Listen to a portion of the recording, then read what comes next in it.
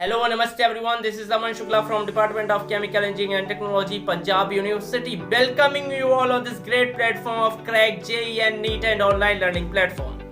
जैसा कि आप सब जानते हैं, हमारा जो ये सीरीज चल रहा है, इसमें हम कुछ ऐसे बच्चों को साथ लाते हैं, कुछ ऐसे मेरे फ्रेंड्स हुए, कुछ ऐसे लोगों को साथ लाते हैं जो हार्ड वर्क और डेडिकेशन के बल पे कुछ ऐसे इंपॉर्टेंट एंड रिनोड कॉलेजेस में पहुंच चुके हैं जिसमें हर बच्चे का जाने का सपना होता है.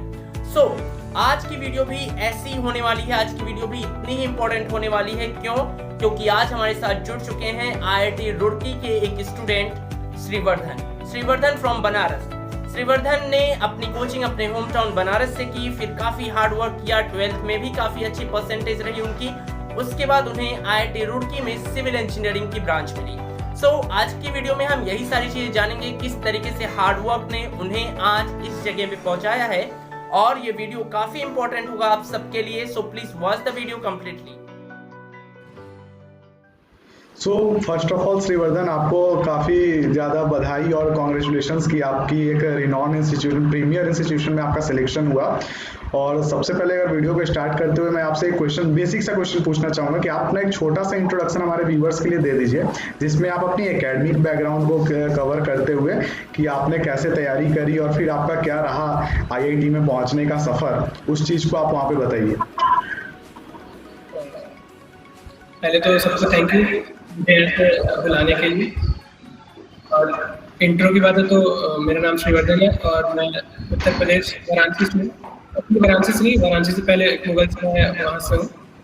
और एकेडमिक बैकग्राउंड की बात करें तो मैंने अपनी स्कूलिंग सनबीम स्कूल से की है. सनबीम स्कूल मुगल सराय, और 10th 12th दोनों वहीं से किए हुए हैं. 10th में अगर 10th की बात करें तो 10th में मेरे साइन तो CGPA सिस्टम था, तो उससे मैं तो 10th CGPA थे मैंने. 12th में मैं CBSE बोर्ड स्कूल में, और 12th में मेरे 93.4%. और मैंने जैसे सारे बच्चे करते हैं, मैंने भी IIT की प्रिपरेशन 11th से शुरू की थी. 11th से मैंने बनारस में ही कोचिंग है ओरिजिन्स नाम की, तो मेरे स्कूल का और उस कोचिंग का टाई अप रहता था कि मतलब मैं 3 दिन स्कूल जाता था और 3 दिन कोचिंग जाता था.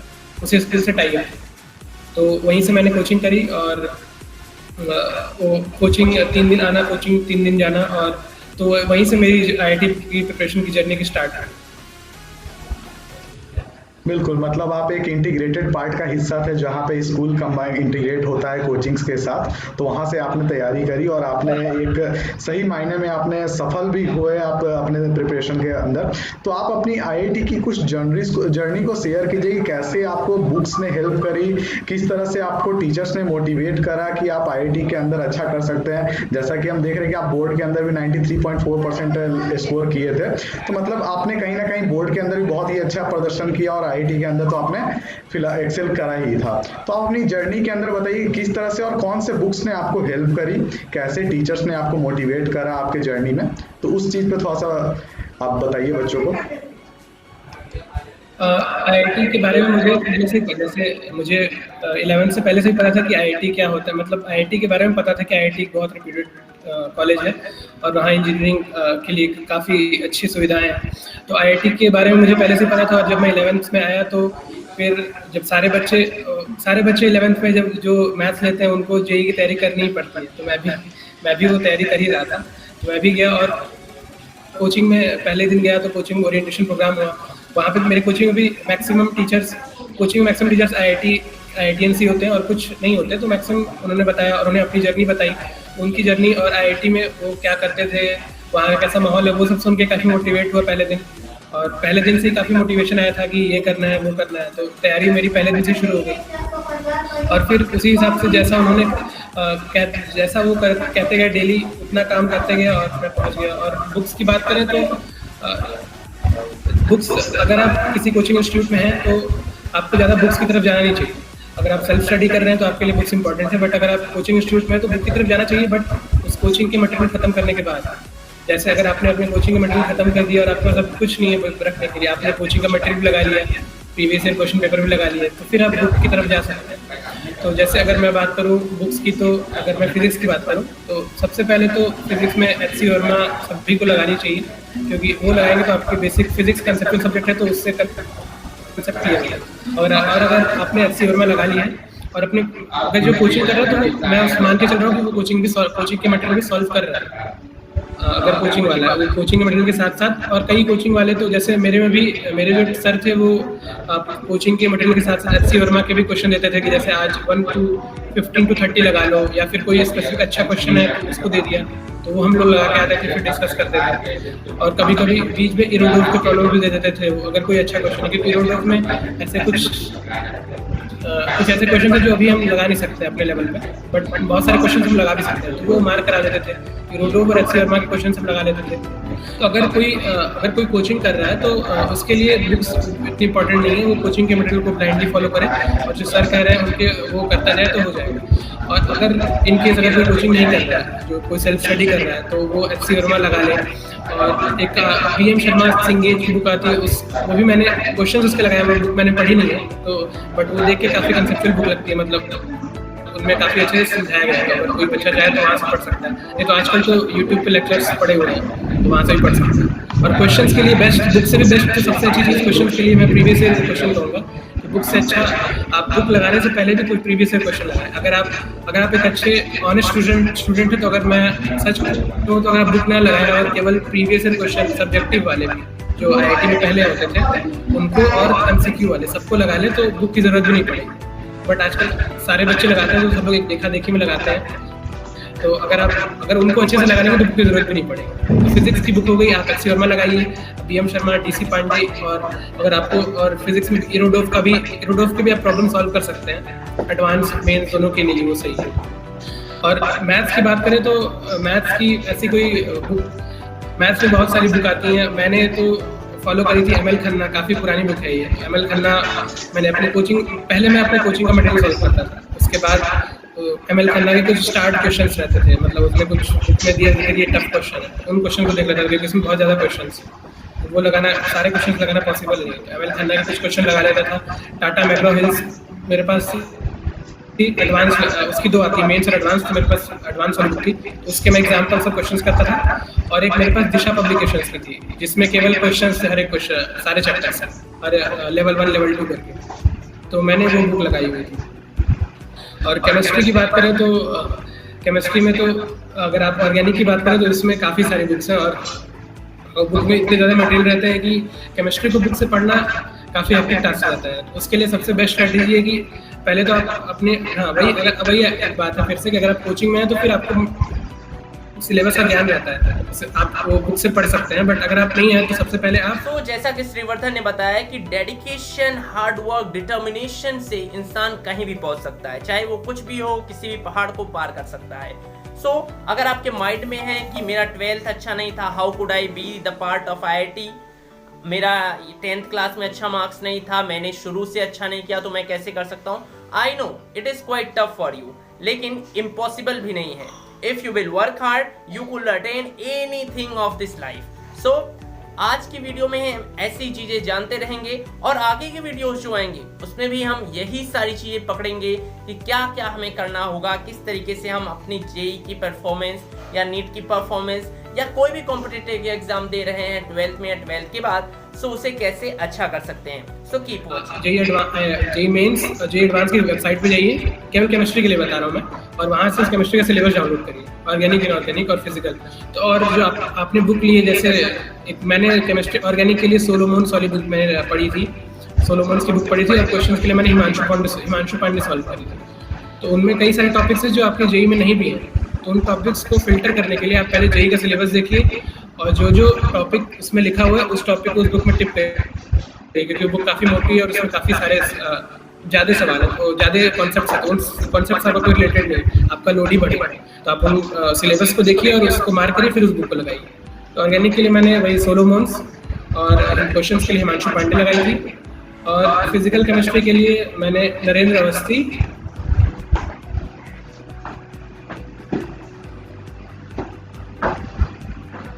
कोचिंग के मटेरियल के लिए ध्यान दिया था। और जो प्रीवियस ईयर क्वेश्चन बुक से ज़्यादा, मैं बोल रहा हूँ, बुक से ज़्यादा हेल्प आपकी प्रीवियस ईयर क्वेश्चन में करेंगे। अगर आपने coaching material plus previous year question solve कर लिए हैं, फिर आप बुक पर स्विच करिए। और बच्चे इनऑर्गेनिक केमिस्ट्री को, और इनऑर्गेनिक केमिस्ट्री में सबसे बेस्ट आपके पास ऑप्शन NCERT है। आप पहले NCERT पढ़ लीजिए, और आप एनसीईआरटी एक बार नहीं 3-4 बार, और आप एनसीईआरटी फिजिकल इनऑर्गेनिक केमिस्ट्री ऐसे ही आपको डेली 1 घंटे पढ़ने पड़ेंगे, तभी आप वो उसमें स्कोर कर पाएंगे, नहीं तो आप वो भूल जाएंगे और कुछ उससे स्कोर नहीं हो पाएगा। बहुत स्कोरिंग सब्जेक्ट है। आप पहले एनसीईआरटी पढ़ लीजिए, और जो आपके सिलेबस में कुछ कुछ टॉपिक एक्स्ट्रा रहता है एडवांस के लिए, वो आप जेडीली से रिफर कर सकते हैं। बुक्स के लिए इतना ही है।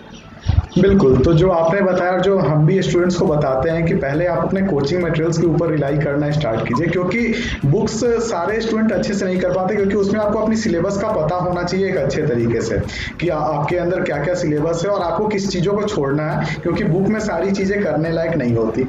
तो बहुत ही अच्छे तरीके से आपने एक्सप्लेन करा इस पॉइंट को, और बहुत स्टूडेंट्स को हेल्प भी हुआ होगा इस पॉइंट से।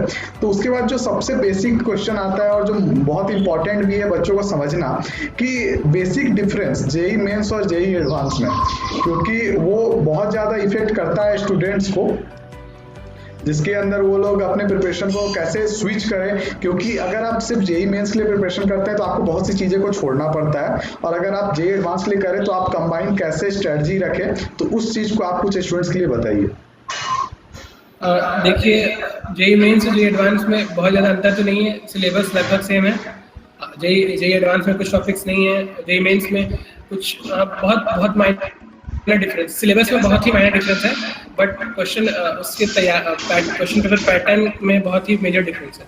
आप तैयारी, मैं कहूँगा कि आप पहले तो आप सबसे पहले अपना सिलेबस कंप्लीट करिए, जैसे क्योंकि सिलेबस अगर आप कंप्लीट कर लेंगे तो आपका वो सिलेबस आपका मेंस एडवांस दोनों के अंदर आ जाएगा। पहले आप अगर सिलेबस कंप्लीट कर लेते हैं, फिर आप देखिए कि आप, तो पहले आप मेंस एग्जाम पहले होता है तो पहले उसके लिए प्रिपेयर करिए, उस हिसाब उसके प्रीवियस क्वेश्चन देखते रहिए। और अगर बीच बीच में आप जैसे आप एडवांस का कुछ, जो बच्चे तैयारी कर रहे हैं वो एडवांस का क्वेश्चन पेपर भी देखते ही होंगे बीच बीच में, प्रीवियस क्वेश्चन पेपर, उसके हिसाब से उन क्वेश्चंस की जो उन क्वेश्चंस के प्रीवियस क्वेश्चंस उसकी प्रैक्टिस करें।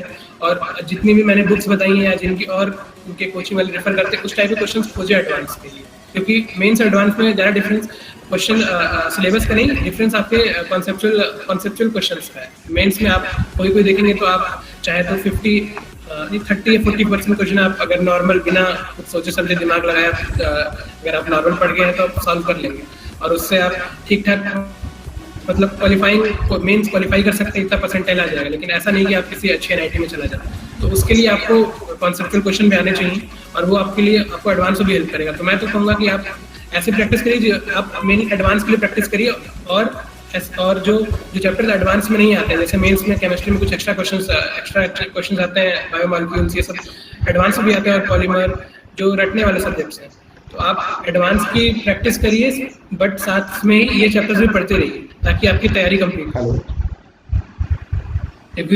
सिलेबस सेम है, डिफरेंस आपके कॉन्सेप्चुअल क्वेश्चंस का है। ओके मैं कवर करता हूँ।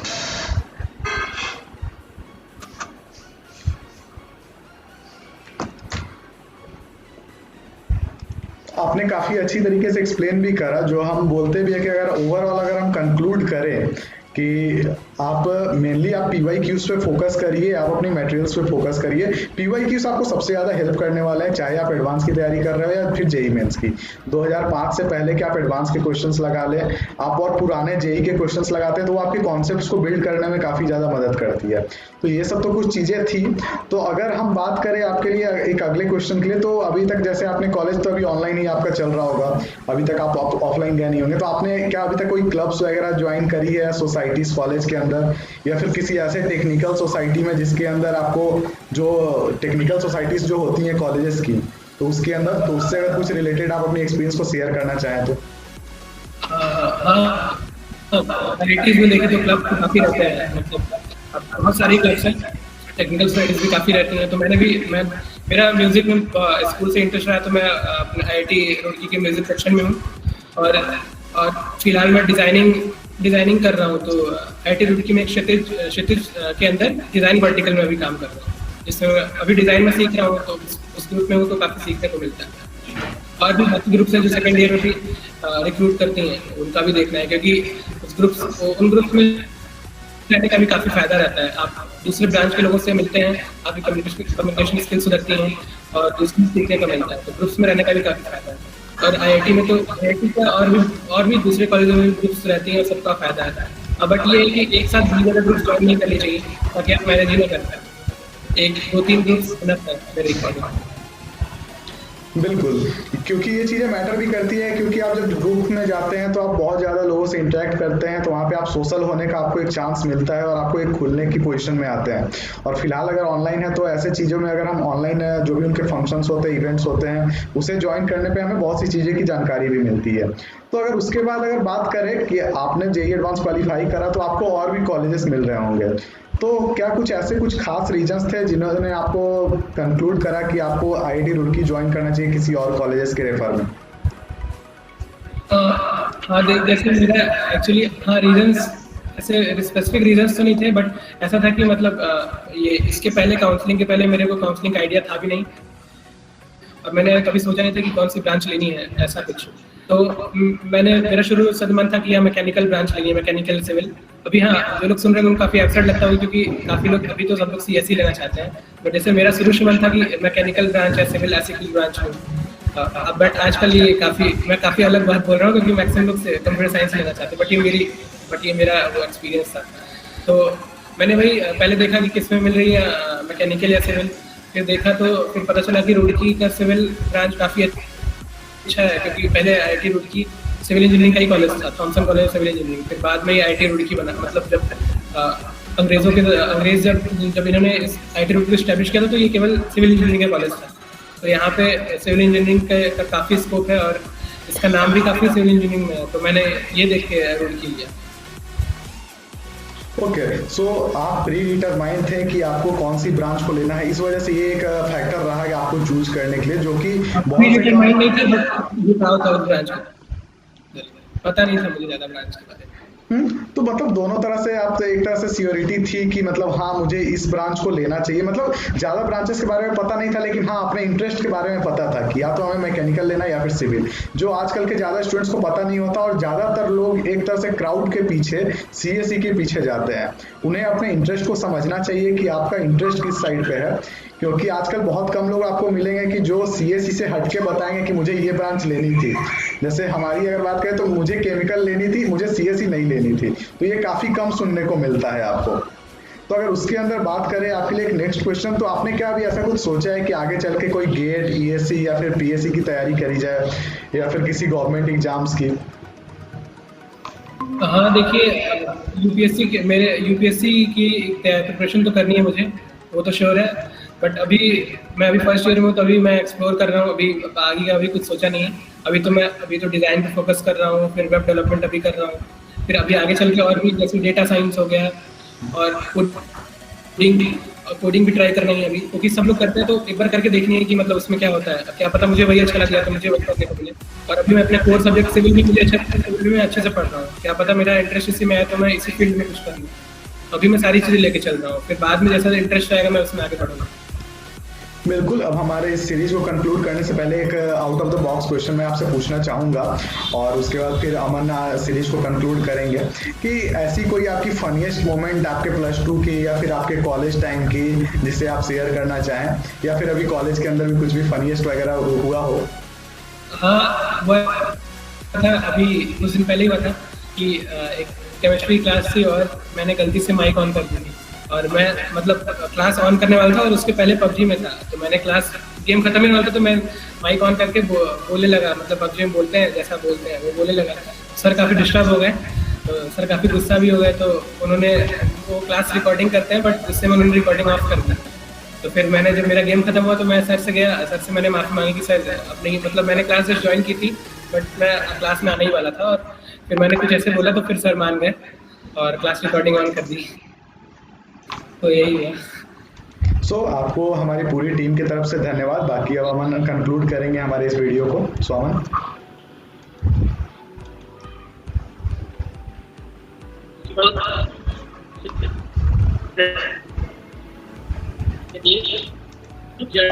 I thought Aman has a network issue, so उनकी आवाज बहुत ब्रेक हो रही है।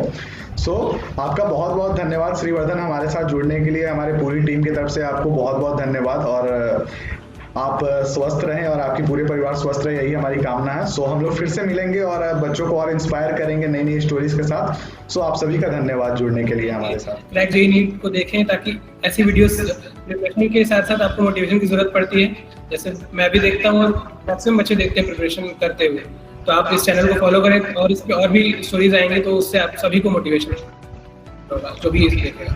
Thank you.